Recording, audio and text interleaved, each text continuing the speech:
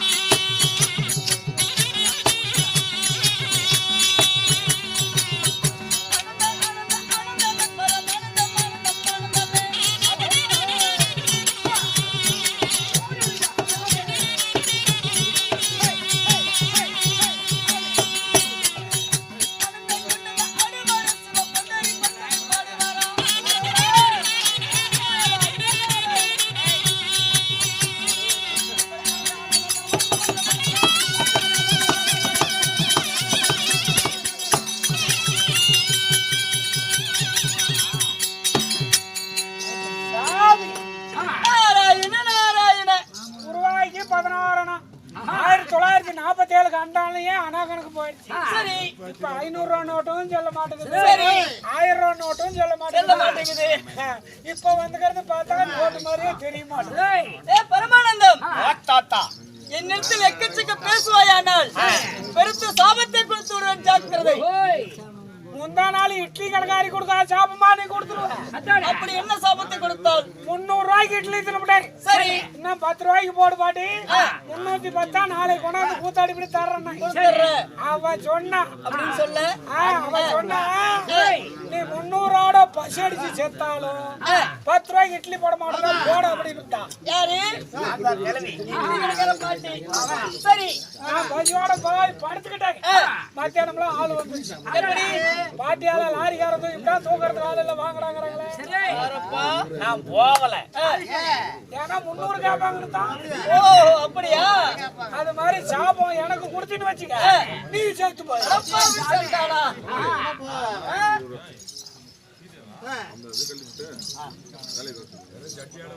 ஆமா, நீதான் கழிச்சு விட்டு சட்டியோட வர.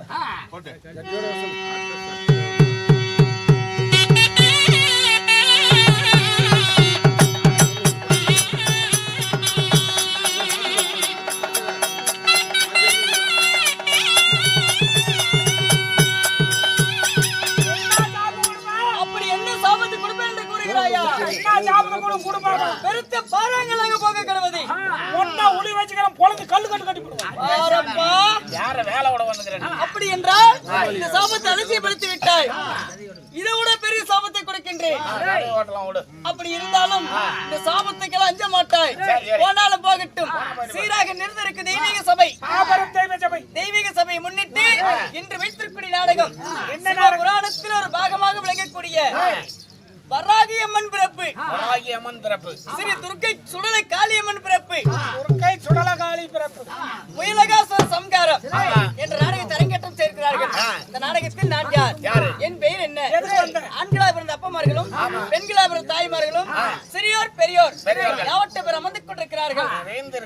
அதற்கு முன்பதாக நமது சக்தி விநாயகர் கலைக்குழுவின் சார்பாக என்னுடைய முதற்கண் வணக்கத்தை தெரிவித்துக் கொள்கிறேன்.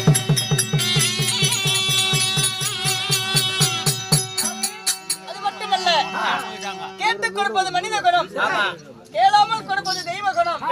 அப்படி தெய்வ குணத்துக்கு ஒப்பாகிய அருமை ஐயா அவர்கள் எப்படி காராளர் பேரை சொன்ன கல்மேல் நெல் விளையுமா, வேளாளர் பேரை சொன்னா வேலையும் பயிராகுமா, குனிந்து மோலி பிடிக்கும் வம்சம், சாய்ந்து மோல் பிடிக்கும் சந்திரகுல வம்சம், வேளாளர் பேரை சொன்னா வேலையும் பயிராகுமா.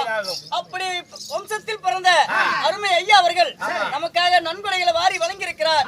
அங்கு தேசாதிபதி கர்ணன் போல அவருடைய குடும்பம், நம் நாடகத்தை கண்டு கழிக்கும் இந்த ரசிகருடைய குடும்பம், கோயில் பூசாரி, தர்மகர்த்தா மற்றும் முற்றார் உறவினர்கள் அனைவருடைய குடும்பமும் எந்த முகம் போனாலும் தங்க முகமாகி நோய் நொடி இல்லாமல் சிறப்போங்கி வாழ வேண்டும் என்று சொல்லி அம்மன் மாரியம்மனை வேண்டுகிறேன்.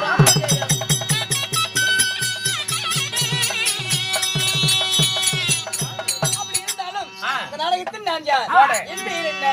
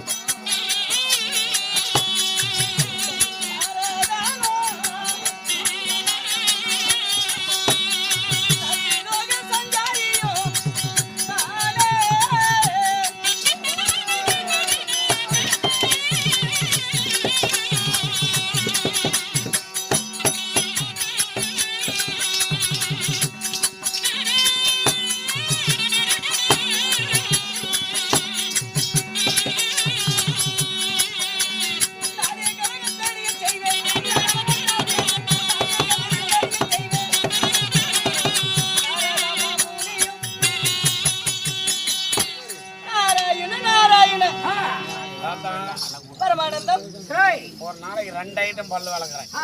மகா முனிவன் என்று சொல்லக்கூடிய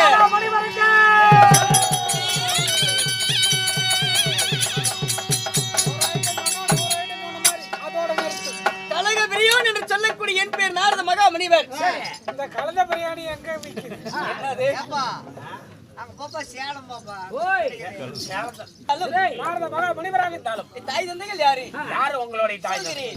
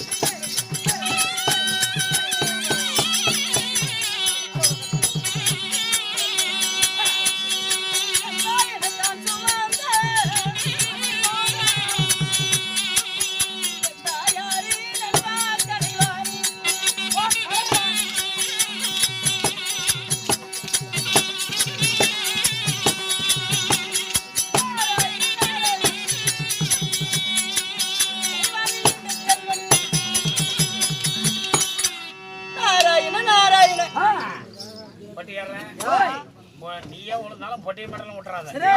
பாஞ்சு நாளத்துக்கு கூத்து கட்டு போய் பரமானந்தம். ஓ தாத்தா. என்னது? ஓ தாத்தா.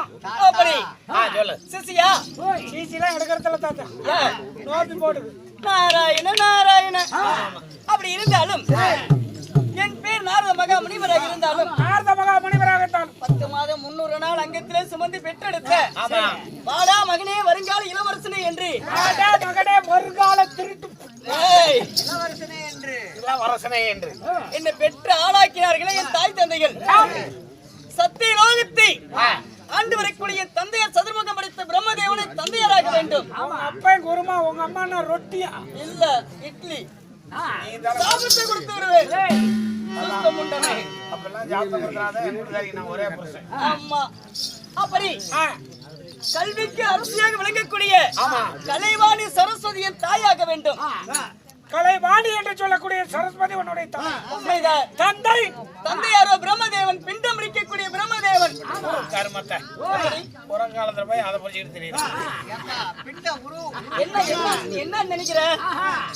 என்னமா அதை பிடிக்கிறாங்க? நாராயண நாராயண. பிண்டம் என்றால் உன்னை போல ஒரு மானிடனை உருவாக்குவது. உங்க அப்பனுக்கு உண்மைதான். உருவாக்கக்கூடிய வேலை, உருவாக்கக்கூடிய வேலை. கொசம்ட்டு போயினா நீ சுருக்கமா சொன்னால் குயவன் என்று சொல்லுவார்கள். மண்ணுடையார். மண்ணுடையார். மண்ணுடையார். உண்மைதான். சாமி நாராயண நாராயண. மும்மூர்த்தி தேவரிலே ஒருவனுக்கு மகனாக பிறந்த நீங்க மேலெல்லாம் பட்ட நெத்தியில ஓத்தராம உத்தராமம் பொழுதுக்க நாராயணா நாராயணாங்கிறியே. ஏன் இந்த ஆண்டி கோலம்? என்ன காரணம்? என்ன காரணம் சொல்ல வேண்டும் அல்லவா?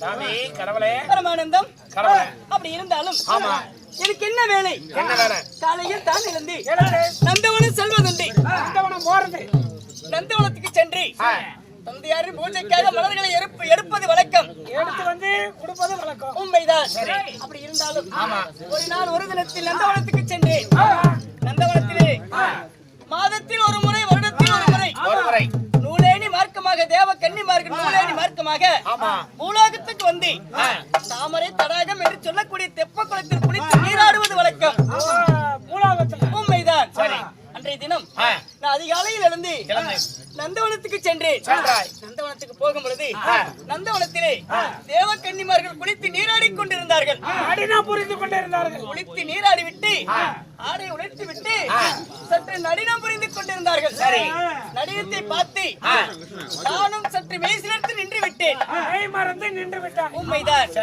மெய் மறந்த காரணத்தினால் தந்தையாரு பூஜைக்கு மலர் எடுக்க கால தாமதமானது தாமதமாகிவிட்டது கால தாமதமானபடினால் 4 திசைகளுக்கு சென்று பார்த்து வாடிய மலர் தான் கிடைத்தது நாராயண நாராயண நாராயண அப்படி இருக்கும் பொழுது தந்தையிடத்தில் சென்றேன் தந்தையே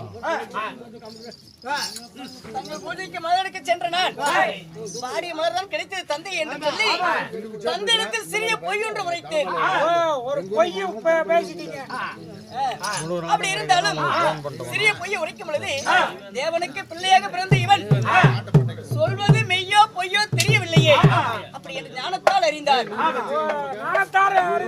தந்தையார் ஞானத்தால் பார்க்கும் பொழுது தேவனுக்கு பிள்ளையாக பிறந்த இவன் நம்ம நிலத்தில் பொய்யை பேசுகிறானே வளர்ந்து வாலிப திசை அடைந்து விட்டால் என்ன செய்ய மாட்டான் அப்படி என்று சொல்லி நாதோறும் பொய்யை சொல்ல வேண்டும் ஒரு கலகம் செய்ய வேண்டும் அப்படி செய்யாவிட்டால் முதுக மூட்டு சுமக்கும் கால தூண் போல் வீங்கும் மயிரோ வண்ணாந்தாலி போல் உப்பும் தலையை சுக்கு நூறாக வடிக்கும் சாபம் என்றார் தந்தையார் சாபத்தை கொடுத்தார் தந்தையார் சாபத்தை கொடுத்து விட்டாரே எனக்கு என்ன செய்வது என்று சொல்லி நான் எங்கே சென்றேன் நாராயண நாராயண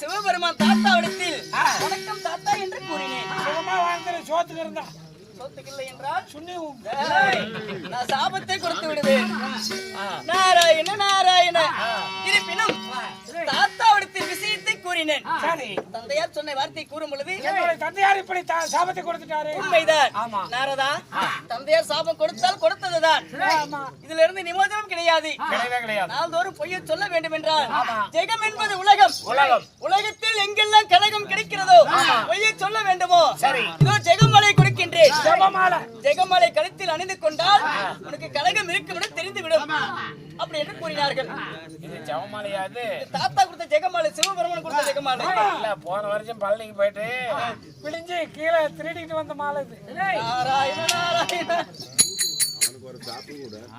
அதுதான் பொட்டக்கடை சாபம் கொடுக்கறேன் சாமி அந்த சாபம் எனக்கு வேணாம் சாமி ஓமியா கொடுத்துரும் நாராயண நாராயண இருப்பினும் தாத்தா கொடுத்த ஜெகமாலை அணிந்து கொண்டு மானிட மக்களுக்கோ தேவருக்கோ கலகம் செய்து விட்டால் நிந்தித்து பேசுவார்கள் ஆகையினால் இதுக்கு நிமோசனம் தேட வேண்டும் என்று சொல்லி எங்கே சென்றேன்